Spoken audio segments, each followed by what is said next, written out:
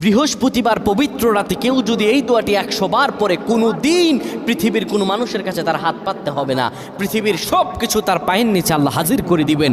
দারিদ্রতা থেকে মুক্তি দান করবেন, বিপদ আপদ থেকে মুক্তি দান করবেন, তার সম্মানকে সুউচ্চতা দান করবেন, অসুস্থতা থেকে দূরে রাখবেন, আল্লাহর অশেষ দয়া ও রহম তাকে দান করে দিবেন। সুবহানাল্লাহ। বৃহস্পতিবার রাত এটি গুরুত্বপূর্ণ রাত। এই রাত সপ্তাহে একদিন আসে। আরবিতে রাত আগে আসে, দিন পরে আসে। সুতরাং বৃহস্পতিবারের যে দিন গিয়ে রাত, এটি বৃহস্পতিবার রাত নয়, এটি শুক্রবারের রাত, এটি জুমাবারের রাত, এটি দোয়া কবুলের রাত, আল্লাহর কাছাকাছি হওয়ার রাত। সুবহানাল্লাহ। এই বৃহস্পতিবার রাত আল্লাহ তাআলা বান্দার দোয়া কবুল করেন।